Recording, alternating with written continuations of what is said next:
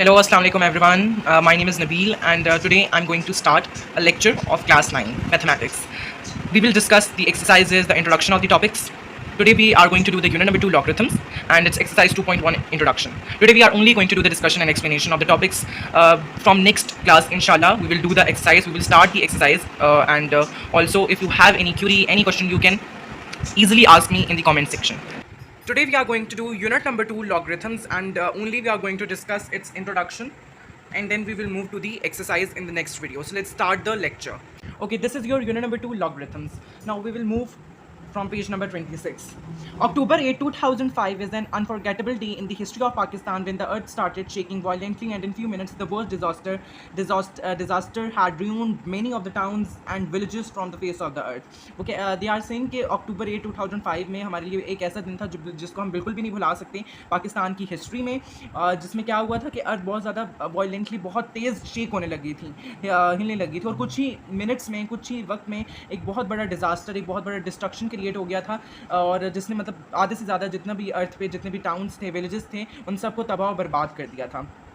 This earthquake measured 7.6 on Richter scale, but what is a Richter scale? Answer to this question will be explained in this unit. Now they are saying कि जो measurement थी earthquake की वो क्या थी 7.6, जिसको किस scale पे लिया गया था, रेक्टर स्केल पे. नाउ दे आर सेइंग कि what is a Richter scale और इसका ही आंसर आपको आगे एक्सप्लेन किया जाएगा यूनिट में. तो रेक्टर स्केल बेसिकली क्या होता है, वो जो आपकी लास्ट एक्सरसाइज है उसके अंदर ये डिटेल में एक्सप्लेन किया गया है कि इसके थ्रू बेसिकली हम क्या करते हैं, मेजरमेंट्स लेते हैं अर्थक्वेक की, जो अर्थक्वेक जो होता है उसकी मेजरमेंट लेने के लिए हम किस पे मेजरमेंट लेते हैं, रेक्टर स्केल पे लेते हैं. Now let's move to page number 27. This is your introduction. Let's move with the introduction. Exponents provide an efficient way of writing very large as well as very small numbers. यानी exponents हमें वो तरीका provide करते हैं जिसमें एक बहुत ही अच्छा वे प्रोवाइड करते हैं जिसके अंदर हम बड़े से बड़े नंबर या छोटे से छोटे नंबर को हम इजीली लिख सकते हैं. For example, approximate mass of Uranus is 87 trillion KG, that is 87 followed by 24 zeros और 87 with this 24 zeros. The style of expressing a number is called standard form. Underline this line. The style of expressing a number is called standard form. Also underline the introduction. The things I'm underlining, I'm telling you कि आप लोग इसको highlight करो, underline करो, asterisk put करो. These are very important और ये आपको लर्न करनी है अपने माइंड में कि कॉन्सेप्ट्स क्लियर रखने हैं. इंट्रोडक्शन को अंडरलाइन करवाने का मकसद है कि एक दफ़ा आपने इस फुल इंट्रोडक्शन को अच्छे से रीड आउट करना है. नाउ दे आर सेइंग कि आपके पास बेसिकली यूरेनियस का मास क्या है, 87 ट्रिलियन केजी का है. नाउ उन्होंने आपको ईजी वे में बता दिया कि 87 बेसिकली 87 के साथ 24 जीरोज होते हैं, तब वो जाके क्या बनाता है, 87 ट्रिलियन केजी. और जब हम उसको एक नंबर की फॉर्म में रिप्रेजेंट करते हैं तो उसको हम क्या कहते हैं, स्टैंडर्ड फॉर्म कहते हैं. Which is not useful for such a large number since some error may occur while writing और telling it. There is another method of writing such methods to make them handy. यानी वो कह रहे हैं कि standard form ज़्यादा useful नहीं होता कि हम इतने बड़े नंबर को लिख सकें, क्योंकि उसमें कोई एरर भी हो सकता है, लिखते वक्त, बोलते वक्त, पढ़ते वक्त कोई भी एरर हो सकता है, कोई भी मिस्टेक हो सकती है हमसे इसको बोलते वक्त, लिखते वक्त इतने बड़े नंबर को. तो इसलिए इसका एक अनदर मेथड लेकर आए हैं जिसमें हम बड़े से बड़े नंबर या छोटे से छोटे नंबर को ईजिली हम लिख सकते हैं, ताकि to make them handy. Handy means कि आप ईजिली यूज़ कर सकते हैं उनको, उन नंबर्स को जो ऑब्वियसली बहुत ज़्यादा लार्जर होते हैं, बहुत ज़्यादा लार्ज नंबर होता है या स्मॉल नंबर होता है, तो वो हमारे लिए ज़्यादा इजी होता है कि हम उसको कि जो आपका बेशक लार्ज नंबर हो या स्मॉल नंबर हो तो उसका मेथड है कि हम उन नंबर्स को लिख सकते हैं ताकि हम उनको इजीली यूज़ कर सकें. यहाँ पे आपके पास जो एक एग्जांपल है standard form, this is very important. ये वाली लाइन अंडरलाइन कर लें आप लोग. फर्स्टली आप अंडरलाइन करें introduction. This line of expressing a number is called standard form. इसकी हम एक और एग्जाम्पल से इसको समझ लेते हैं. ओके, एक और एग्जांपल मैंने ली है 1 मिलियन. अगर 1 मिलियन को हम सिंपली ऐसे भी लिख सकते हैं, जैसे बुक में आपके पास यूरेनियस का मास गिवन है. जैसे अगर मैं यहाँ लिख दूँ 1 फॉलोड बाय 6 जीरोज़ और इसको और करके मैं नंबर में लिख दूँ तो आपके पास ऑब्वियसली ये किसके इक्वल है, 1 मिलियन के इक्वल है. जब हम एक नंबर को इस फॉर्म में स्टाइल करते हैं, रिप्रेजेंट करते हैं, तो उसको हम क्या कहते हैं, स्टैंडर्ड फॉर्म कहते हैं. We call it as standard form. So this is called standard form, जो कि आपके पास यूज़फुल नहीं है, क्योंकि जब भी हम इतने बड़े नंबर को लिखते हैं या जो भी आपका लार्ज नंबर हो, स्मॉल नंबर हो, जब भी हम ऑब्वियसली लिखते हैं, पढ़ते हैं, तो हमसे मिस्टेक हो सकती है. तो इसलिए स्टैंडर्ड फॉर्म ज़्यादा यूज़ नहीं की जाती और इसका एक अनदर मेथड निकाला है जिसकी वजह से हम इजीली नंबर्स को टैकल कर सकते हैं, यूज़ कर सकते हैं. और वो आपके पास कौन सा है मेथड, साइंटिफिक नोटेशन. वो आपके पास मेथड है scientific notation. This method involves integral exponents of 10. Okay, integral exponents of 10 को हम समझ लेते हैं. In this method the mass of Uranus is 8.7 into 10, obviously this whole kg equal to obviously 8.7 into this whole kg equal to this value 8.7 multiplied by 10 raised to the power 25 kg. This method is called scientific notation. अब हम scientific notation को discuss करेंगे. Integral exponents को हम समझ लेते हैं कि that what it is. Okay, integral exponents of 10 में एज यू नो कि आपको पता है कि 10 आपके पास बेस है, ये एक्सप्रेशन है 10 रेज टू द पावर 5, तो इसमें 10 आपके पास बेस है और 5 आपके पास एक्सपोनेंट का पावर है. नाउ वो आपको क्या कहता है कि the exponent 5 is telling us to multiply the base 10 by itself 5 times. So यानी जो एक्सपोनेंट 5 है वो हमें ये बताता है कि हमें जो बेस 10 है उसको आपस में 5 मरतबा यानी 5 टाइम्स मल्टीप्लाई करना है. कैसे? Like look here, 10 raise to the power 5 equal to, यानी 10 आपस में 5 टाइम्स मल्टीप्लाई होगा, यानी 10 into 10 into 10 into 10 into 10 which is equal to किसकी इक्वल है आपके पास 1 लाख और 100,000 की इक्वल है. तो ये आपके पास होता है इंटीग्रल एक्सपोनेंट्स ऑफ 10, जिसमें आप 10 को बेस लेके उसकी पावर डिसाइड करते हो और उस नंबर को डिसाइड करते हो. यानी 1000 किसकी इक्वल हो जाएगा? सिंपली 10 टू द पावर 5 की इक्वल हो जाएगा. यानी जब आप एक्सपोनेंट ऑफ 10 में उसको डिसाइड कर लेते हो, यानी आपका इंटीग्रल एक्सपोनेंट ऑफ 10, यानी एक एक्सपोनेंट की बेस क्या होगी? 10 होगी. तो ये आपके पास होता है integral exponents of 10. Okay, Historia Mystery, Al-Khwarizmi did pioneering work on logarithms and the word logarithm is also derived from his name. Firstly ये important है, obviously इसको आप स्टार पुट कर दें, it's really important. Okay, basically Al-Khwarizmi सबसे पहले वो शख्स थे जिन्होंने logarithm को इंट्रोड्यूस किया था. pioneering work यानी being the first to do or introduce a particular idea, यानी pioneering यानी वो सबसे पहले किसी चीज़ को इन्वेंट करना, इंट्रोड्यूस करना, यानी सबसे पहले अल-ख्वारिज़मी ने लॉगरिथम को इंट्रोड्यूस किया था, उस पर काम किया था. बेसिकली पहले काम किया था उन्होंने किस पे? सबसे पहले उन्होंने काम किया था लॉगरिथम पे और उसको इंट्रोड्यूस किया था. और जो लॉगरिथम है वो उन्हीं के नाम से निकाला गया है, डिराइव किया गया है. Now there is scientific notation. Okay, firstly आपको ऑब्वियसली कंडीशन भी गिवन है, जनरल फॉर्म भी गिवन है, मींस ये बहुत इंपॉर्टेंट है. इसको हम एंड में मैं आपसे डिस्कस करूँगा. पहले मैं आपको बता दूँ कि इसके रूल कैसे हैं, कि हम साइंटिफिक नोटेशन में नॉर्मल नंबर को लिखते कैसे हैं. जब आपको वो आ जाएगा then it will be clear to you and also these examples. Okay, I will only going to read it, then I will discuss it on the board. मैं आपको एग्जाम्पल के थ्रू ये सारे पॉइंट्स डिस्कस करेंगे हम. Please the decimal point after first left hand non zero digit, the resulting number is D. Means आपके पास एक number है तो आप उसको कैसे कर लेते हैं. ओके, साइड बाय साइड ही हम डिस्कस कर लेते हैं आपको ताकि क्लियर हो जाए. ब्रैकेट में है आपके पास position after first left hand non zero digit is called reference position. Okay, so मैंने ताकि मैं आपको सारे रूल्स इकट्ठे ही एक्सप्लेन कर दूं तो इसलिए मैंने दो नंबर्स ऐसे लिए हैं बेसिकली, जो कि आपके पास ऑब्वियसली एक लार्ज नंबर है और आपके पास ये क्या है? बेसिकली एक स्मॉल नंबर है. क्यों? क्योंकि आपके पास ये 1 से लेस देन है and obviously it is greater than 10. Now हम रूल्स को भी डिस्कस करेंगे. Now first point is about reference position. Means कि आपके पास एक नंबर में क्या होना चाहिए कि आपने फर्स्टली आपका रूल ये है कि आपने you have to decide that where you have to put the decimal point. You have to put it at the left hand non zero digit, यानी फर्स्ट नॉन ज़ीरो डिजिट आपका जो होगा वहाँ पे आपने अपना डेसिमल पॉइंट पुट करना है. फर्स्ट नॉन ज़ीरो डिजिट पे आपने अपना डेसिमल पॉइंट पुट करना है. नाउ लेट्स लोकेट कि हमारे कहाँ पे हम डिसाइड करेंगे अपना decimal point. Okay, in basically this is a decimal fraction ना, तो इसमें तो आपके पास ऑब्वियसली डेसिमल पॉइंट गिवन है but it is a normal number. When there is a normal number तो आपका डेसिमल पॉइंट कहाँ लाई करता है? At the end of the number, last digit के एंड पे आपका डेसिमल पॉइंट लाई करता है. This is also your key fact point. जी, तो यही आपका की फैक्ट है. Decimal point is at the right of last digit in an integer, यानी एक इंटीजर यानी इंटीजर के लास्ट डिजिट के बाद आपका पॉइंट डेसिमल पॉइंट लाई करता है. यानी वही बात है कि एक इंटीजर के राइट साइड पे लास्ट डिजिट के बाद आपका डेसिमल पॉइंट लाई करता है. ओके, तो हमारा फर्स्ट स्टेप है कि हमें रेफरेंस पोजीशन डिसाइड करना है. यानी फर्स्ट आपने फर्स्ट नॉन ज़ीरो डिजिट के बाद आपका पॉइंट लाई करेगा. तो ऑब्वियसली 0 0 आपका 1 क्या है? बेसिकली नॉन ज़ीरो डिजिट है, तो इसके बाद आपका पॉइंट लाई करेगा. तो यानी ये पॉइंट इधर से इधर मूव कर जाएगा आपका. सेम ओवर हियर, ऑब्वियसली आपका पॉइंट यहाँ पे है तो आपने फर्स्ट नॉन ज़ीरो डिजिट के बाद आपका पॉइंट लाई करेगा. तो obviously first non zero digit ये है और इसके बाद आपका यहाँ पॉइंट लाई करेगा. तो यहाँ पर आपका ये पॉइंट लाई करेगा. अब ये फर्स्ट पॉइंट तो हमारा हो गया कि हमने ऑब्वियसली अपने decimal point first left hand non zero digit के बाद पुट करना है और यही हमारे बेसिकली क्या है? रिजल्टिंग नंबर ऑफ डी है. यानी ये हम जितना ऑब्वियसली हमारे पावर में काउंट होगा. ठीक है, और इसको हम क्या कहते हैं? Reference position. Now second point आपके पास है count the number of digits moved by the decimal point, this is absolute value of n. यानी अब आपने डिजिट्स काउंट करने हैं और वो जितने डिजिट्स होंगे वो आपके पास एन की वैल्यू होगी. इट मीन्स कि वो आपके पावर की वैल्यू होगी. नाउ तो जैसे हमने ऑब्वियसली अपना पॉइंट डेसिमल पॉइंट डिसाइड कर लिया और ये आपका ये फर्स्ट रूल है। ओके, तो हमारा ये फर्स्ट रूल तो डिसाइड हो गया है। अब आपका जो सेकंड रूल है कि जितने आपके पास डिजिट्स मूव होंगे वही आपके पास एब्सोल्यूट वैल्यू ऑफ एन की पावर की वैल्यू हो जाएगी। लेकिन उससे पहले मैं आपको आखिरी के दो रूल्स भी एक्सप्लेन साइड बाय साइड कर दूँ जो कि इंपॉर्टेंट हैं। देखें, उसमें आपके पास फर्स्ट और सेकंड रूल आता है जिसमें आपने पावर का बेसिकली साइन डिसाइड करना होता है। पावर का आपने क्या करना होता है, साइन डिसाइड करना होता है। ठीक है, ये आप अभी समझ लेंगे तो आपको लास्ट के टू रूल्स भी क्लियर हो जाएंगे। ठीक है, तो पावर का जब आप साइन डिसाइड करते हैं तो पहला वाला तो आपके पास है कि आप सिंपली नंबर को भी लेके चल सकते हो। नंबर वाली ट्रिक आपके पास है सबसे इजी।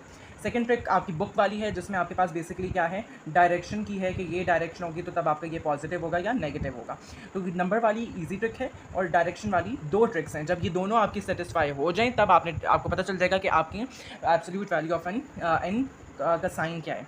फॉर श्योर आपके पास जो फर्स्ट मैंने आपको बताया है कि नंबर, अब नंबर आपके पास क्या है कि इफ़ अगर आपका नंबर क्या होगा, ये भी आपके साइड बॉक्सेस का ही पार्ट है। ये जब आप को मैं करवाऊंगा तो ये आपको अभी क्लियर हो जाएगा। साइड बॉक्सेस भी आपको अभी क्लियर हो जाएंगे इस पॉइंट के थ्रू कि जब आपका नंबर अगर ग्रेटर देन, इफ़ अगर आपका नंबर क्या है बेसिकली, इफ़ अगर आपका जो नंबर है वो अगर ग्रेटर देन 10 है, 10 से बड़ा आपका नंबर है, तो तब आपकी एब्सोल्यूट वैल्यू ऑफ एन यानी जो एन की वैल्यू होगी वो उसका साइन क्या होगा, पॉजिटिव होगा। क्या होगा, पॉजिटिव होगा उसका sign, it will be positive होगा उसका।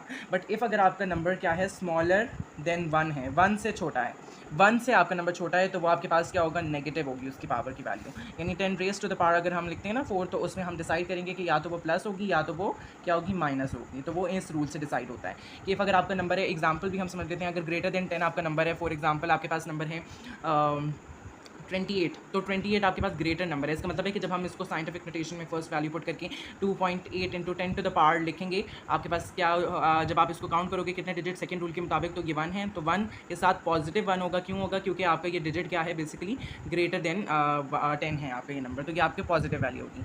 और सेकेंड अगर आपका नेगेटिव है, फॉर एग्जाम्पल आपके पास यही नंबर है 0.01, इसी को हम ले लेते हैं, वैसे यही मैंने आपको करवाया था लेकिन चलें हम थोड़ा कुछ ईजी ले लेते हैं, 0.09 लेते हैं, लाइक दिस वन।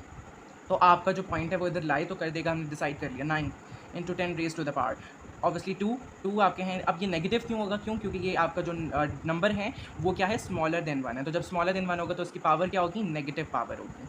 नाउ अब हम नेक्स्ट, ये फर्स्ट वाले तो आपके साइड बॉक्सेस थे। अब ये जो आपका बुक के पॉइंट्स में है, जो सेकंड रूल आपका डायरेक्शन का है, वो भी आप जल्दी से अभी समझ लें, आपको अभी क्लियर हो जाएगा कि इफ़ अगर आपका जो डेसिमल पॉइंट है, इफ़ अगर वो मूव करेगा राइट से लेफ़्ट की तरफ, इफ़ अगर आपका डेसिमल पॉइंट राइट से लेफ़्ट की तरफ मूव करेगा तो तब आपका पॉजिटिव होगी वैल्यू, पॉजिटिव आपका एन की वैल्यू होगी, पावर की वैल्यू पॉजिटिव होगी। और इफ़ अगर आपका जो पॉइंट है अगर वो डेसिमल पॉइंट लेफ़्ट से मूव करेगा किस पे, राइट डायरेक्शन में, तो तब आपका नेगेटिव पावर होगी। क्या होगी, नेगेटिव पावर होगी। ओके, अब हम एग्जांपल के थ्रू वही सेम नंबर्स ले लेते हैं, 28 और 0.09।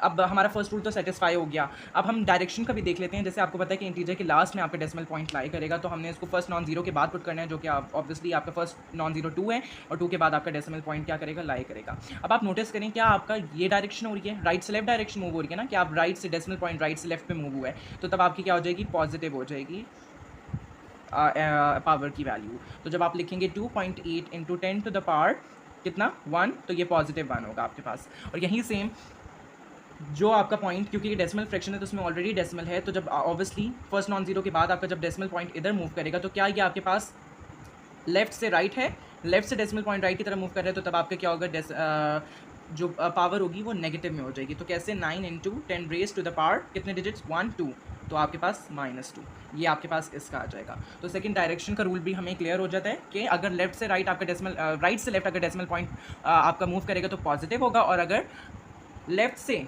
आपका डेसिमल पॉइंट राइट पे शिफ्ट होगा, मूव करेगा, तो आपका नेगेटिव पावर होगी।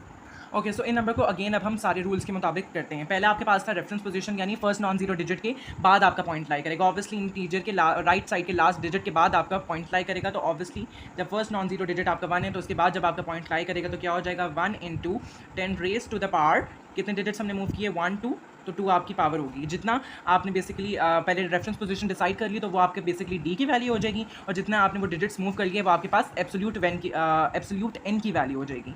एंड एज वी नो, जब हम दोनों रूल्स को अप्लाई करते हैं, क्योंकि 100 आपके पास 10 से ग्रेटर है, तो दैट्स वाई इसकी पावर की वैल्यू पॉजिटिव होगी। एंड अगेन ये आपके पास राइट से लेफ्ट मूव कर रहे हैं, और जब राइट से लेफ्ट मूव करते हैं तो हमारे पास पॉजिटिव पावर होती है। नाउ अगेन अब हम इधर मूव कर लेते हैं 0.01। अगेन ये आपके पास स्मॉलर देन 1 है, 1 से छोटा नंबर है, तो इसकी पावर क्या होगी, नेगेटिव होगी। हमें पता है फर्स्ट रूल सेटिस्फाई हो गया।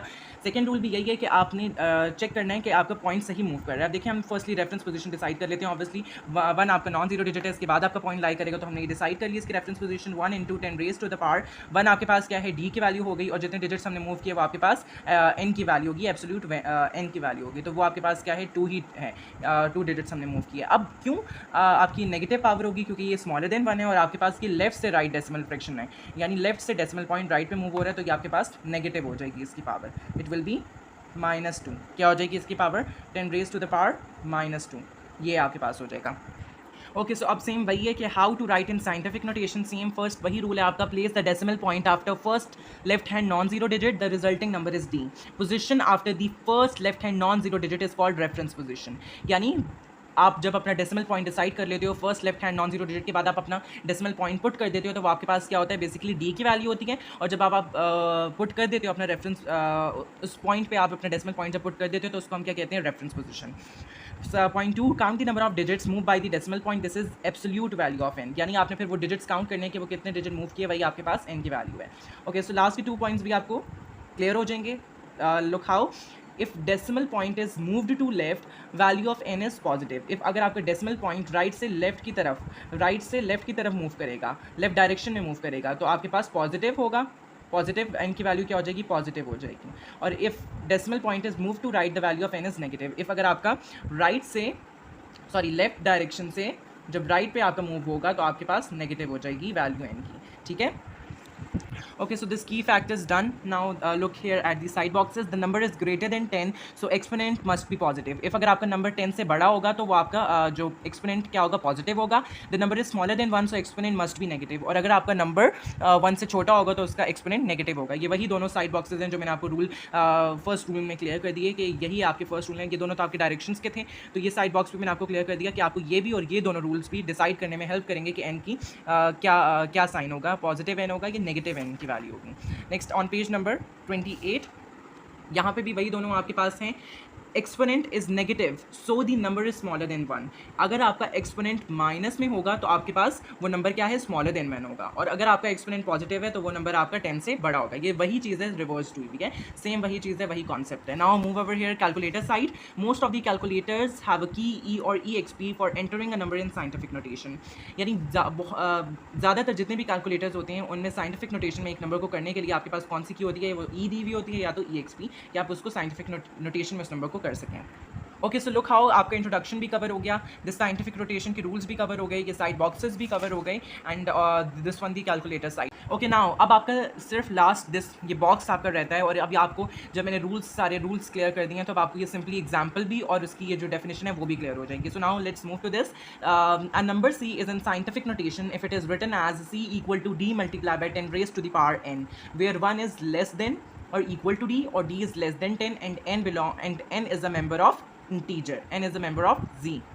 ओके, सो ये आपके पास जनरल फॉर्म है और ये बहुत इंपॉर्टेंट जनरल फॉर्म है साइंटिफिक नोटेशन की। जो आपके पास नंबर सी है वही साइंटिफिक नोटेशन में किया गया है, ठीक है। ये मतलब आपको बता रहा है कि ये नंबर ही साइंटिफिक में किया गया है इस तरीके से। मतलब अगर आपके पास है फॉर एग्जांपल, जैसे मैंने आपको बताया कि आपके पास जैसे 100 नंबर है, तो 100 को जब हमने उस रूल के थ्रू अप्लाई किया और इधर लिखा 1 × 10 रेज़ टू द पावर 2 करके लिखा, तो ये आपको वही कह रहा है कि जो सी होगा उसको हमने किस में किया है, साइंटिफिक नोटेशन में, यानी सी को हमने साइंटिफिक नोटेशन में किया है। ये फर्स्ट बात ये कह रहे हैं वो। ओके, सो नाउ अब उन्होंने आपको एक कंडीशन भी दी है जिससे आपको ये क्लियर हो जाएगा कि 1 इज़ लेस देन और equal to d and d is less than 10। If अगर आप देखो वो आपको कह रहे हैं कि जो डी की वैल्यू होगी, जैसे आपके पास डी की वैल्यू, जैसे मेरे पास वही सेम 100 की एग्जाम्पल अगर हम लेते हैं, equal to 1 × 10 to the power 2, ये मैंने सॉल्व कर लिया। अब इसी को हम इससे रिलेट करके ये समझेंगे। अब देखें क्या कह रहे हैं कि जो 1 इज़ लेस देन और इक्वल टू डी, यानी जो डी की वैल्यू होगी या तो वो 1 होगी या तो वो 1 से बड़ी होगी। वो ये सिंपली बात करें, अगर हम इसको सिंपल लेके चलें तो वो कह रहे हैं कि 1 इज़ लेस देन डी,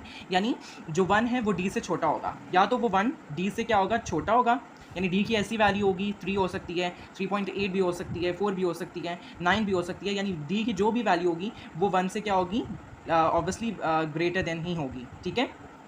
यदि 1 इज़ लेस देन ही होगा। और 1 बेसिकली क्या हो सकता है, 1 इक्वल भी हो सकता है डी के। कैसे कि 1 आपके पास 1 भी आ सकती है डी की वैल्यू आपके पास। तो वो सिंपली यही आपको कह रहे हैं कि जो डी की जो वैल्यू होगी या तो वो 1 भी हो सकती है या तो वो 1 से बड़ी होगी। यानी 1 छोटा भी यानी जो 1 है वो डी की वैल्यू से छोटा भी हो सकता है या तो वो डी की वैल्यू के इक्वल भी हो सकता है। यानी डी की वैल्यू के इक्वल यानी 1 भी हो सकता है, जैसे यहाँ पे 1 है डी की वैल्यू, और या तो वो 1 से बड़ा भी हो सकता है, ठीक है।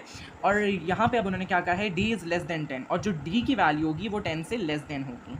अब ये जो डी है, ये डी क्या है ना आपके पास, देखें ये d into 10 multiply by 10 raise to the power n है आपके पास, सी इक्वल टू, तो जो आपके पास डी की जो वैल्यू होगी ना वो 10 से हमेशा स्मॉलर होगी, चाहे बेशक वो आपके पास 9.8 हो या बेशक आपके पास 9.9 भी क्यों ना हो, बट वो हमेशा आपके पास 10 से स्मॉलर देन होगी। जो भी डी की वैल्यू होगी दैट इज़ मस्ट आपके पास स्मॉलर देन 10 होगी।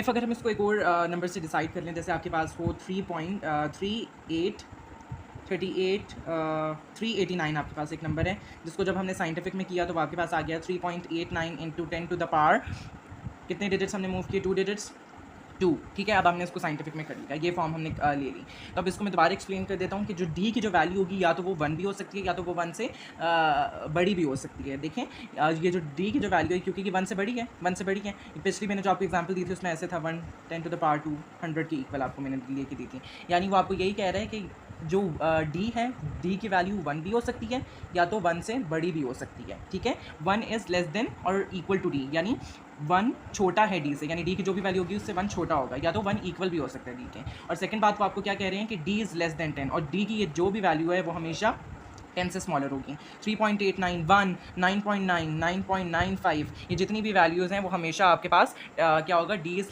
लेस देन 10, यानी 10 से हमेशा डी की वैल्यू क्या होगी, स्मॉलर देन होगी।